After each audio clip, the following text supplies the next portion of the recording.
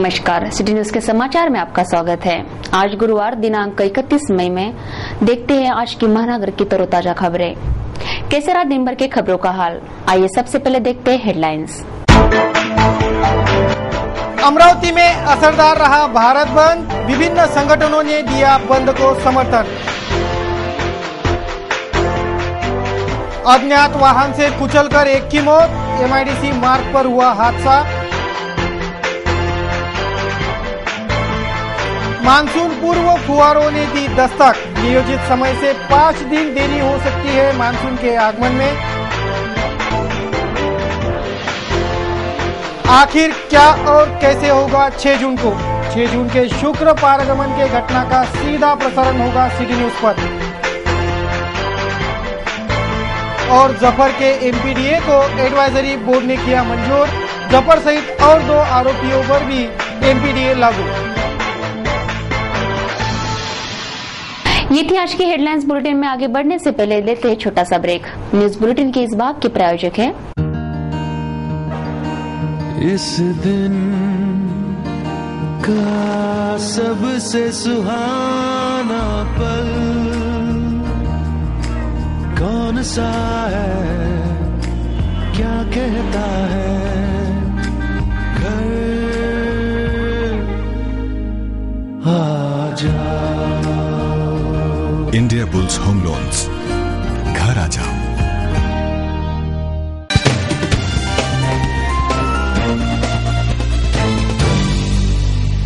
क्या रहा अमरावती शहर का हाल, देखते हैं संपूर्ण समाचार विस्तार से। पिछले माह वलगांव रोड पर आसूरिया पेट्रोल पंप के सामने बाबाउद्दीन पर हुए प्राणघातक हमले के मामले में गिरफ्तार किए गए पूर्व उपमहापौर व पार्षद शेख जफर शेख जब्बार अब अमरावती शहर आयुक्तालय पुलिस द्वारा MPDA एक्ट के तहत की गई कार्रवाई को महाराष्ट्र सरकार के एडवाइजरी बोर्ड ने मान्यता प्रदान की है। विगत माह वलगांव रोड पर आसूरिया पेट्रोल पंप के सामने बाबाउद्दीन पर हुए प्राणघातक हमले के मामले में गिरफ्तार किए गए पूर्व उपमहापौर एवं वर्तमान कांग्रेसी पार्षद शेख जफर शेख जब्बार पर अमरावती शहर आयुक्तालय पुलिस द्वारा MPDA एक्ट के तहत की गई कार्रवाई को महाराष्ट्र सरकार के एडवाइजरी बोर्ड ने मान्यता प्रदान कर दी है। उल्लेखनीय है कि महाराष्ट्र सरकार द्वारा जफर के MPDA के प्रस्ताव को मंजूरी देने के बाद इसका विरोध दर्शाने के लिए शेख जफर एडवाइजरी बोर्ड के समक्ष पेश हुआ था, पर उसका कोई असर न हुआ। इसी बीच खबर ये भी है कि इसी हमले में गिरफ्तार शेख जफर के साथी आरिफ लेंडिया एवं गुड्डू चपटा का आयुक्तालय पुलिस द्वारा भेजा गया प्रस्ताव भी राज्य सरकार ने मंजूर कर दिया है। जल्द ही इन दोनों को एडवाइजरी बोर्ड के सामने पेश किया जाएगा। पुलिस सूत्रों के अनुसार एडवाइजरी बोर्ड द्वारा MPDA प्रस्ताव को मंजूरी प्रदान करने के बाद इसे खारिज करने की कोई उम्मीद नहीं रही थी। यानी अब ये तय है कि ये तीनों आरोपी साल भर के लिए जेलों में कैद रहेंगे। Crime report, city news. गुरुवार के दोपहर महानगर में मानसून पूर्व फुहारों ने दस्तक दी। कुछ देर बरसे इस फुहारों के बाद शहर में उमस की लहर दौड़ी थी। इस वर्ष मानसून अपने नियोजित समय से 5 दिन देरी से पहुंचेगा, ऐसा अनुमान है। शुक्रवार की दोपहर महानगर में मानसून पूर्व फुहारों ने दस्तक दी। कुछ देर बरसे इन फुहारों की वजह से मौसम सुहाना हो गया था, पर कुछ देर बरसकर ये फुहारे शांत हो गई, जिससे शहर में भारी उमस की लहर दौड़ी, जिससे शहरवासियों के पसीने भी छूटे। ये फुहारे जब बरस रही थी तब हवाओं के झोंके भी चले, पर थोड़ी देर बाद सब कुछ सामान्य हो गया और आसमान भी साफ हो गया। मानसून की दस्तक इस वर्ष नियोजित समय से 5 दिन देरी से हो सकती है, ऐसा अनुमान मौसम विभाग के हवाले से लगाया जा रहा है। मौसम समाचार, सिटी न्यूज। सिटी चैनल के डायरेक्टर चंदू सोजतिया की माताजी स्वर्गीय इंदिराबाई सजनमल सोजतिया का तृतीय पुण्यस्मरण समारोह गुरुवार को वलगांव के संत गाड़गे बाबा वृद्धाश्रम में संपन्न हुआ। विभिन्न मान्यवरों ने इस अवसर पर स्वर्गीय इंदिराबाई सोजतिया को आदरांजलि अर्पित की। City News and internet channel के डायरेक्टर चंदू सोजतिया की माताजी स्वर्गीय इंदिराबाई सजनमल सोजतिया के तृतीय पुण्य स्मरण का कार्यक्रम गुरुवार को वलगांव स्थित संत गाड़गे बाबा वृद्धाश्रम में संपन्न हुआ। वृद्धाश्रम के वृद्धों के साथ और मान्यवरों के उपस्थिति में ये पुण्य स्मरण कार्यक्रम संपन्न हुआ। बडनेरा के विधायक रवि राणा, नवनिर्वाचित विधान परिषद सदस्य प्रवीण पोटे, समाजसेवी गोविंद कासट आदियों ने इस अवसर पर स्वर्गीय इंदिराबाई सोजतिया को आदरांजलि अर्पित की। वृद्धाश्रम के वृद्धों को इस अवसर पर विभिन्न मान्यवरों के साथ स्नेह भोज भी कराया गया। अंध विद्यालय को भी चंदू सोजतिया और सौ लता सोजतिया के हाथों मदद राशि प्रदान की गई।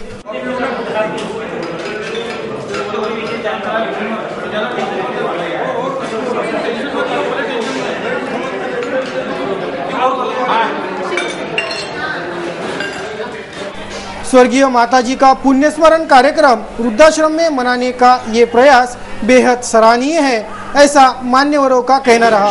हमारे अमरावती शहर का नाम जिस महापुरुष ने इस देश के नक्शे पे ले गए, वे संत गाडगे महाराज के पावन स्मृति को हम सब शत शत नमन करते हैं। और चंदूबाबू सोजतिया के मातोश्री, जो एक बहुत धार्मिक परायण महिला थी, उनके स्मृति में आज इस वृद्धाश्रम में उन्होंने खाना रखा। बहुत ही आनंद का और प्रसन्नता का हम सबके लिए यह विषय है। पूरे पारिवारिक वातावरण में ये कार्यक्रम संपन्न हुआ। आगामी 6 जून को शुक्र पर आगमन इस खगोलीय घटना का सीधा प्रसारण सिटी न्यूज पर होगा। इस दिन आकाश में क्या होगा और कैसे, आइए जानते हैं एक प्रयोग से। सिटी चॅनलच्या समस्त प्रेक्षकांचं हार्दिक स्वागत। आज आपल्या स्टुडिओत उपस्थित आहेत मराठी विज्ञान परिषदेचे अध्यक्ष प्रवीण गुल्हाने। प्रवीण गुल्हाने सर हे स्काय ऑब्झर्वेशन रिसर्च सेंटरचे संचालक सुद्धा आहेत। आगामी 6 जून रोजी शुक्र पारगमन ही एक खगोलीय घटना होणार आहे।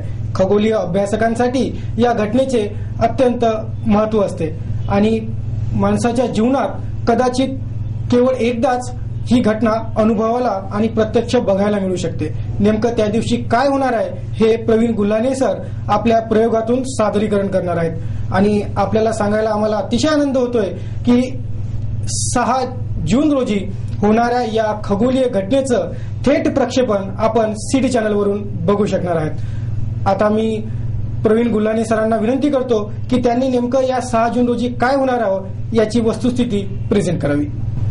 6 जून 2012 रोजी आपल्या सगळ्यांना एक खगोलीय आविष्कार पाहायला मिळणार आहे, त्याचं नाव आहे शुक्राचं सूर्यावर होणारं अधिक्रमण। समस्त प्रेक्षकांना सांगताना आनंद होत आहे की आपल्या सगळ्यांना ही घटना पाहायला मिळणार आहे।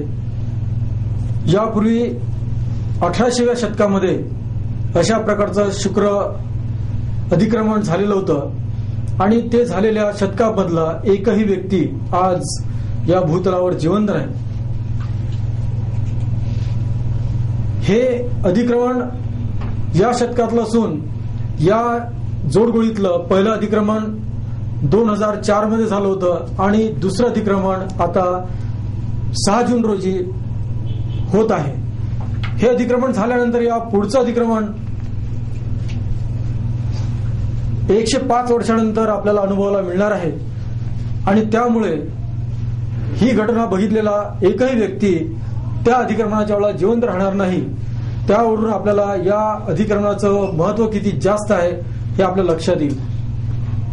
अधिक्रमण म्हटलं की एक प्रश्न निर्माण होतो की नेमकं अधिक्रमण म्हणजे नेमकं काय असेल। आपल्या सगळ्यांना माहिती आहे मित्रांनो, सूर्य आणि पृथ्वी यामध्ये जेव्हा चंद्र येतो त्यावेळेला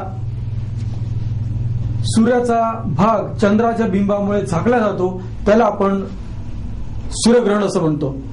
काहीसा असाच प्रकार या ठिकाणी घडतो आहे, फक्त या ठिकाणी चंद्राच्या ऐवजी मधात शुक्र हा ग्रह येत आहे। शुक्र हा मॉर्निंग किंवा इव्हिनिंग प्लॅनेट आहे। तो फक्त सूर्योदयाच्या पूर्वी किंवा सूर्यास्तानंतर काही काळात दिसतो, रात्रभर आकाशात दिसत नाही। हा दिवसा सूर्याच्या सोबत असल्यामुळे आपण पाहू शकत नाही, परंतु या वेळेला अधिक्रमणामध्ये आपण प्रत्यक्ष याला पाहू शकणार आहे। सकाळी 6:20 सूर्योदय होईल तेव्हापासून ते 10:22 आपल्याला ही प्रक्रिया पाहायला मिळणार आहे, ज्याची सुरुवात आणि मध्य इथपर्यंतचा सुरुवातीचा भाग आहे तो आपल्याला मिळणार नाही, पण मध्यापासून ते बहिर्गमन पर्यंतचा पूर्ण भाग आपल्याला अतिशय चांगल्या प्रकारे पाहता येणार आहे। आणि तो पाहता यावा यासाठी आपण या सिटी चॅनल न्यूजच्या माध्यमातून सरळ थेट प्रक्षेपण करणार आहोतच, परंतु त्याही व्यतिरिक्त ज्यांना हे पाहता येऊ शकणार नाही त्यांच्यासाठी काही सुविधा पण आपल्याकडे आहेत.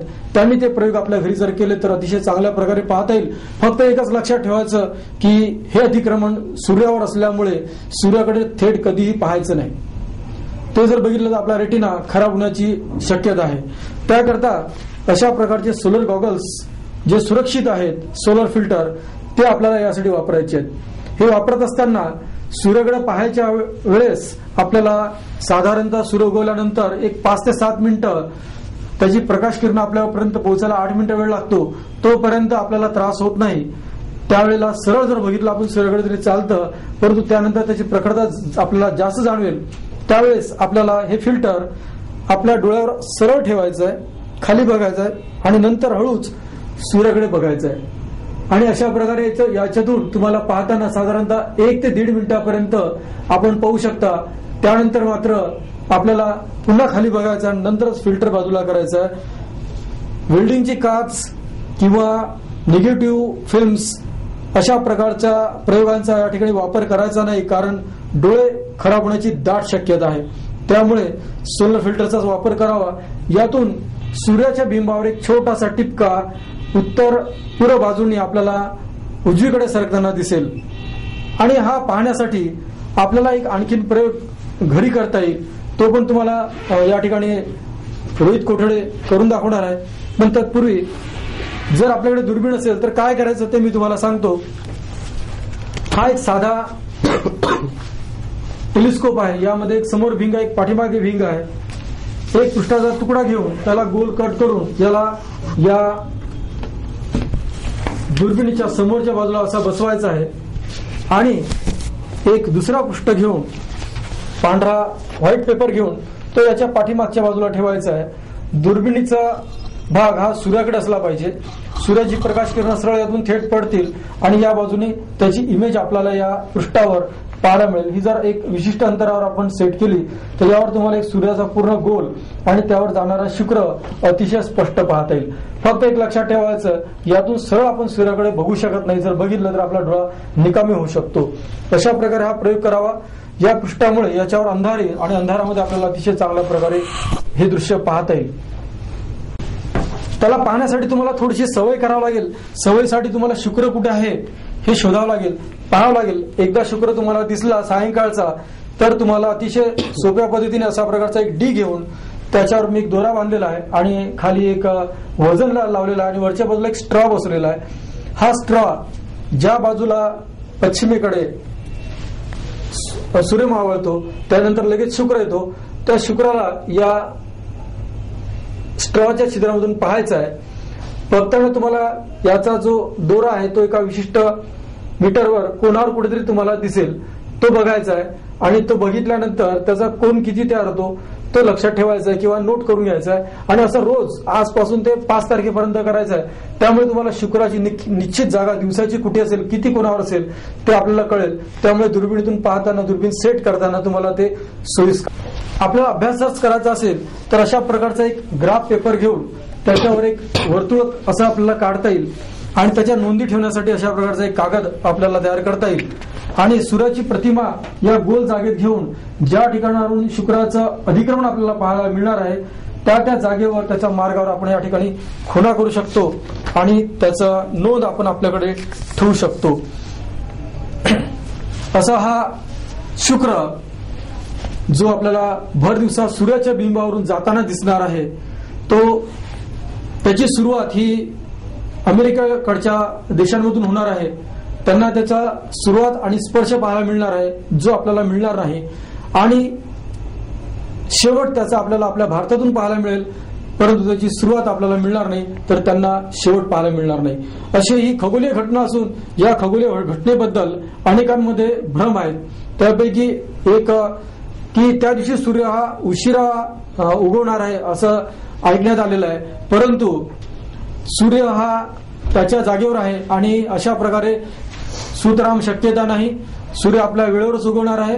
फक्त शुक्राचा बिंब त्यावर आपल्याला 7:02 पासून पाहायला मिळणार आहे आणि 10:22 सूर्य च्या बाहेर हा ग्रह जाणार आहे आणि दिवस असल्यामुळे दिवसाच्या प्रकाशामध्ये शुक्राची सुरुवातीचा भाग आणि शेवटचा भाग निघून गेल्यानंतर आपल्याला पाहता येणार नाहीये.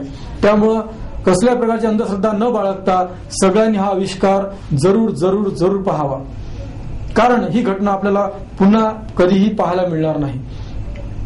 आता हे कसं घडतं आणि ही घटना एवढी दुर्मिळ का आहे ते जर आपल्याला पाहायचं असेल तर मी एक छोटासा प्रयोग आपल्या समोर ठेवतोय. हा आपला सूर्य आहे.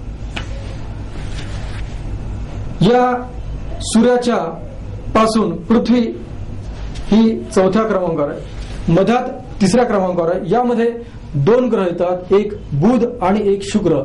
बुध आणि शुक्र हे इनर प्लॅनेट म्हणून ओळखले जातात, तर पृथ्वीपासून पुढचे जे ग्रह आहेत ते आउटर प्लॅनेट म्हणून आपण ओळखतो. हे आतलेच ग्रह असल्यामुळे हे फक्त सूर्योदयाच्या अगोदर किंवा सूर्यास्ताच्या नंतरच पाहायला मिळतात.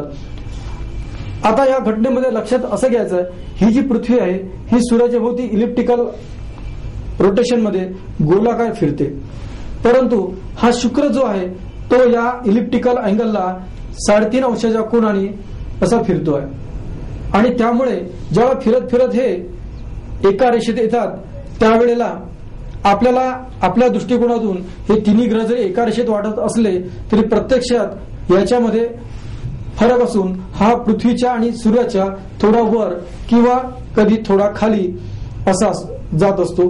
त्यामुळे त्या घटनेला अशा प्रकारचं अतिक्रमण होत नाही. साधारणतः एक 19 महिन्यामध्ये याची एक चक्कर पूर्ण होते आणि या 19 महिन्याच्या दरम्यान प्रत्येक वेळेला अतिक्रमण व्हायला पाहिजे, पण असं होत नाही. त्याकरता जो कालावधी जावा लागतो त्या कालावधीमध्ये डिसेंडिंग नोड आणि असेंडिंग नोड आहे त्या नोडवर हे दोन्हीही एकाच रेषेने यायला हवेत. जेव्हा हे दोन्हीच्या कक्षा एकाच ठिकाणी छेदल्या जातील त्यावेळेला ते परफेक्ट एका रेषेमध्ये येतील आणि एका रेषेत आल्यामुळे आपल्याला या सूर्याच्या उजेडासमोरून हा शुक्र ग्रह असा जाताना दिसेल. आणि सुरुवातीला याच्यामध्ये ब्लॅक ड्रॉप इफेक्ट जो आपल्याला पाहायला मिळू शकतो तो आपल्या देशात न दिसत असल्यामुळे आपण त्याचा अनुभव घेऊ शकणार नाही, परंतु शेवटी निघताना जो भाग दिसतोय त्या ठिकाणी तो स्पर्श आपल्याला नेमका कसा होता तो लक्षात घेताना एक प्रयोग करता येईल. त्यासाठी आपण आपल्या दोन्ही हाताची बोटं एकमेकांच्या जवळ घ्यायची आणि त्यांना जसं जसं जवळ घ्याल त्याला स्पर्श न करता सुद्धा आपल्याला जाणवेल की दोन्ही बोटं एकमेकाला टेकलेली आहेत, तशी सूर्य आणि शुक्र एकमेकाला टेकलेली आहेत असा आपल्याला भास होईल. त्यालाच ब्लॅक ड्रॉप इफेक्ट असं म्हणतात. हा इफेक्ट जरी आपण पाहू शकलो नाही तरी पण प्रयोगाच्या माध्यमातून समजून घ्यायला अजिबात हरकत नाही आहे. आणि दुसरी अजून एक या संदर्भातली महत्वाची गोष्ट, पृथ्वी आणि इतर सगळे ग्रह एकाच दिशेने फिरतात, स्वतः भोवती पण एकाच दिशेने फिरतात, पश्चिमेकडून पूर्वेकडे. त्यामुळे पूर्वेकडून आपल्याला सूर्य उगवताना दिसतो, परंतु शुक्रावर मात्र पश्चिमेकडे सूर्य उगवतो आणि पूर्वेकडे मावळतो. असा मजेशीर ग्रह आहे. या ग्रहावरचं वातावरण सल्फ्युरिक ऍसिडचं असल्यामुळे या ठिकाणी पिवळसर रंगाचा पाऊस पडत असतो आणि याला सर्व बाजूने ढगाने याला व्याप्त केलेलं असल्यामुळे त्याचं आपल्याला दर्शन होऊ शकत नाही, परंतु त्याच्या कला गॅलिलिओने सर्वप्रथम बघितल्या आणि त्यामुळे सूर्यकेंद्रित आपली सूर्यमाला असल्याचं त्यांनी निदान केलं होतं. शास्त्रीय दृष्ट्या जर याचं महत्व आपण विचारात घेतलं तर याचा उपयोग ज्यावेळेस सूर्य आणि पृथ्वीचं अंतर काढता येत नव्हतं त्यावेळेस त्यांनी असा विचार केला की पृथ्वी आणि याच्यामध्ये येणारा जो ग्रह आहे याचा सूर्याशी होणारा स्पर्श आणि मोक्ष या दोन जर जागा मिळाल्या तर पॅरलेक्स या पद्धतीने आपल्याला गुणसूत्राचा वापर करून गणिताचा वापर करून आपल्याला याचं अंतर काढता येईल. आणि त्यासाठी हा शुक्र हा ग्रह आपल्या अतिशय जवळ असल्यामुळे पॅरलेक्स याचा चांगला मिळू शकतो. तुम्हाला आपल्या घरीच साधा एक प्रयोग करता येईल. हा अंगठा जर आपण आपल्या डोळ्याच्या एकदम जवळ ठेवला, एक डोळा उजवा आणि एक डोळा डावा असा आपण एका मागोमाग जर आपण असं बघितलं तर तुम्हाला बोटांची हालचाल जास्त झालेली दिसते आणि जसं जसं तुम्ही अंतर दूर घ्याल तसं तसं त्यातली हालचाल कमी झालेली दिसते. आणि काहीसं तसंच बुध अधिक्रमणाच्या वेळेला होत होतं आणि म्हणून आपल्याला सूर्य ते पृथ्वीचं अंतर काढता येत नव्हतं आणि अंतर काढता येत नसल्यामुळे इतर ग्रहांची अंतर सांगता येत नव्हती कारण ती खूप जास्त होती. आणि त्यासाठीच हा प्रयोग फार अतिशय महत्वाचा होता. हा प्रयोग पाहण्यासाठी लिजेंटेल या शास्त्रज्ञांनी हे अधिक्रमण ज्या ज्या देशातून दिसेल त्या ठिकाणी जाण्याचा प्रयत्न केला होता, परंतु 9 वर्षाचा तप करून सगळी तयारी करून सुद्धा त्याला हा पाहता आला नाही. केपलर याला सुद्धा हा अनुभवता आलेला नाही आहे आणि अशा कित्येक शास्त्रज्ञ ज्यांनी याचा अभ्यास केला, शोधून काढलं, परंतु तरी त्यांना हा आविष्कार पाहता आलेला नाही आहे. तो आपल्या सगळ्यांना पाहायला मिळणार आहे. त्यामुळे निश्चित हा सगळ्यांनी बघावा. तुम्हाला सांगितल्याप्रमाणे हा ब्लॅक ड्रॉप इफेक्ट या ठिकाणी आपल्याला दिसतो आहे. एक काळा ठिपका आपल्याला दिसेल. हा काळा दिसण्याचं कारण सूर्याची प्रकाश किरण त्याच्या विरुद्ध बाजूला असल्यामुळे शुक्राचा भाग आपल्याला काळसर दिसेल, असा छोटासा दाण्यासारखा. सोलर फिल्टर मधून आपल्याला अतिशय लहान दिसणार आहे. त्यामुळे दुर्बिणीचा वापर करावा किंवा बायनॅक्युलरचा वापर करावा. बायनॅक्युलरचा वापर करताना सुद्धा फिल्टर लावणं आवश्यक आहे. याच्या समोरच्या बाजूला एक सोलर फिल्टर बसवलं तर आपण यातून सरळ इमेज याची घेऊ शकतो. आणि जसं मी तुम्हाला सांगितलं की ही घटना रेअर का आहे, तर अशा प्रकारचा अँगल असतो. या ठिकाणी पृथ्वी आहे, या ठिकाणी सूर्य आहे, शुक्र हा थोडासा वर आहे. हा फिरत फिरत जेव्हा असा येईल आणि दोघांचे नोड्स एका ठिकाणी येतील त्यावेळेला पृथ्वी आणि सूर्य आणि शुक्र एकाच रेषेत येतील. आणि अशी घटना ही साधारणतः 121.5 एवढ्या कालावधीने होत असते, वर्षांनी होत असते. आणि त्यानंतर लगेच 8 वर्षांनी दुसरी घटना घडते.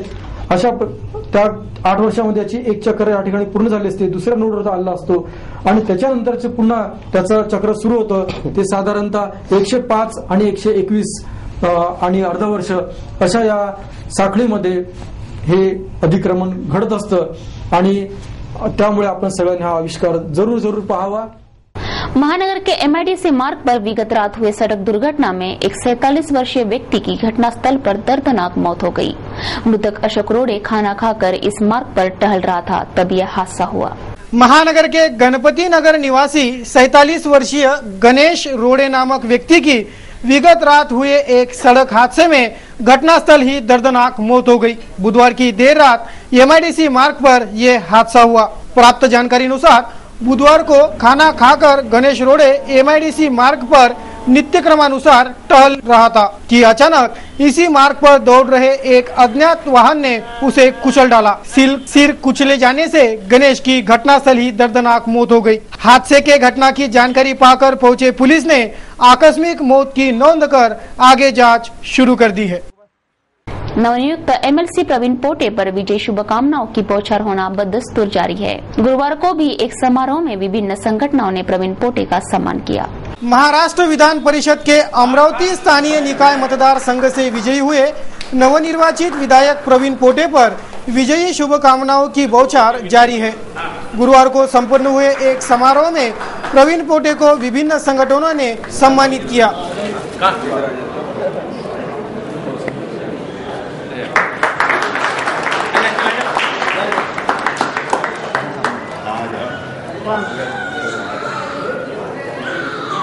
वर्धमान स्थानकवासी श्रावक संघ के ओर से ताराचंद बोकड़िया, राजापेट मित्र परिवार के ओर से अमृत मुता, दिलीप संकलेचा, जैन छात्रालय के दिनेश गुगलिया, हीरा ओस्तवाल, गोविंद कासट आदि मान्यवरों ने प्रवीण पोटे को शाल श्रीफल देकर सम्मानित किया.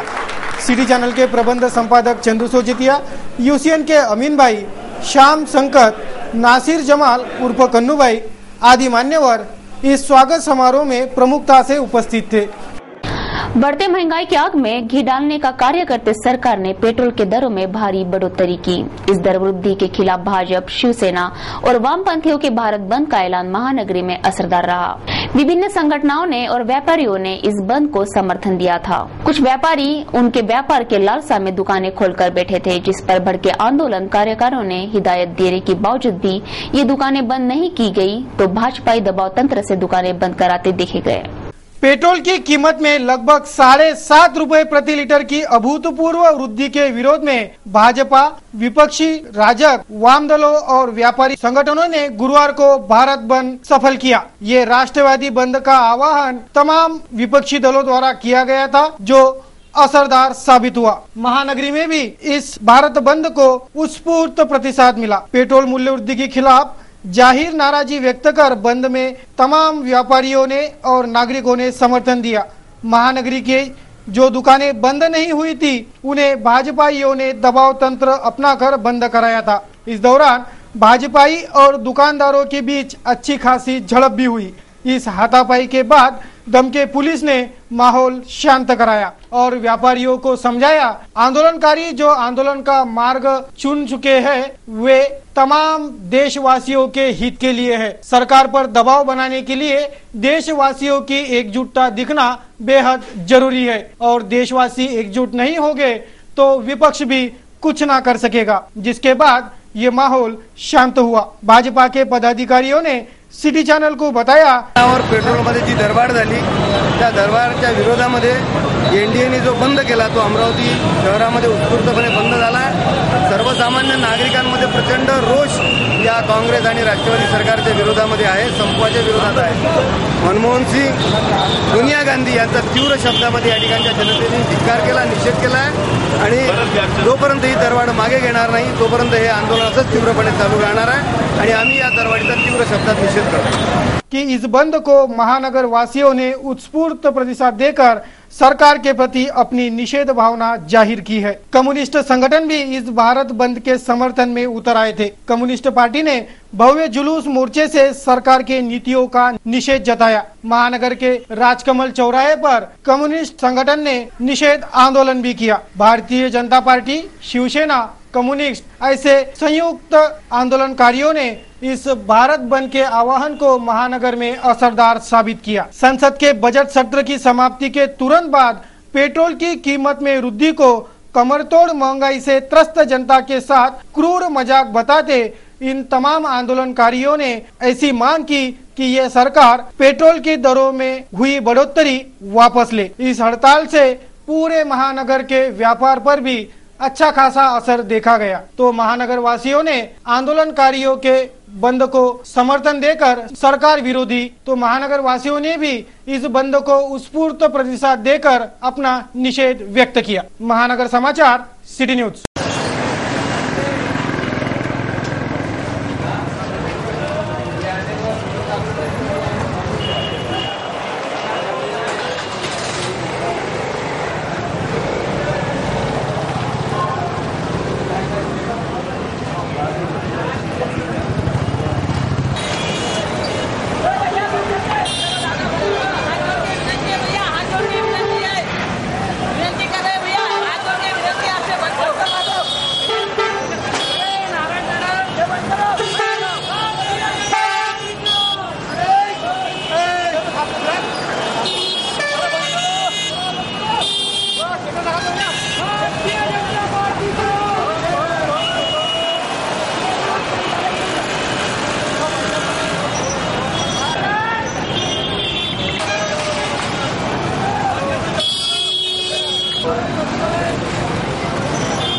देखते क्या कहते हैं आज का कार्टून कोना। देश के जाने माने कार्टूनिस्ट श्री श्याम जगोदार इन्होंने सिटी न्यूज कार्टून कोना के लिए आज का ये कार्टून भेजा है। देखिए क्या दर्शा रहा है आज का कार्टून।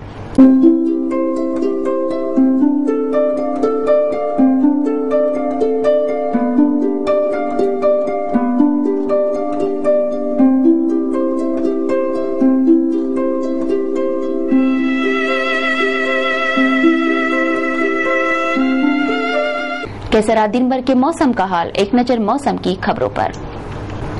नौतपा जारी रहने के कारण शहर का तापमान अधिकतम नापा जा रहा है। गुरुवार को भी शहर का तापमान उष्ण रहा। शहर में उमस की लहर भी दौड़ी। गुरुवार को शहर का अधिकतम तापमान 45 डिग्री सेल्सियस नापा गया तो न्यूनतम तापमान 32 डिग्री सेल्सियस। गुरुवार को शहर का ह्यूमिडिटी का परसेंटेज 17% रहा। शुक्रवार को भी शहर का तापमान उष्ण रहेगा। नौतपा जारी रहने तक तापमान का पारा चढ़े रहने की जानकारी मौसम विभाग के हवाले से दी जा रही है।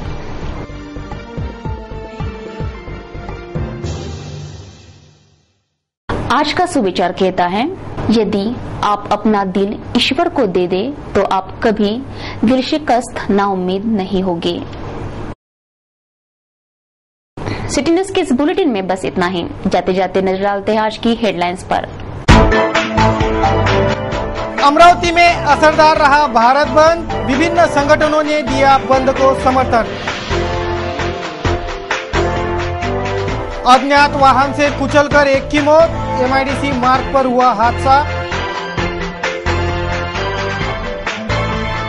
मानसून पूर्व फुहारों ने दी दस्तक, नियोजित समय से 5 दिन देरी हो सकती है मानसून के आगमन में। आखिर क्या और कैसे होगा 6 जून को?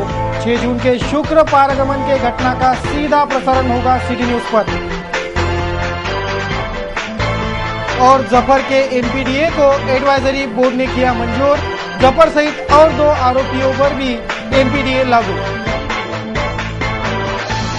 सिटी न्यूज के बारे में आप अपने सुझाव एवं विचार हमें भेज सकते हैं हमारे इस पते पर। हमारा पता है सिटी न्यूज कार्यालय धनराज लाइन सक्कर 7 अमरावती। हमारा फोन नंबर है 25638333। या आप हमसे ट्विटर या फेसबुक पर भी जुड़ सकते हैं या हमें मिल कर सकते हैं। देश व दुनिया की खबरें और हर बुलेटिन को देखने के लिए लॉग इन कीजिए www.citynews.net इन पर। सिटी न्यूज पर कार्यक्रम और खबरों का सिलसिला यूं जारी रहेगा। लेते आपसे इजाजत। इस बुलेटिन में बस इतना ही। नमस्कार।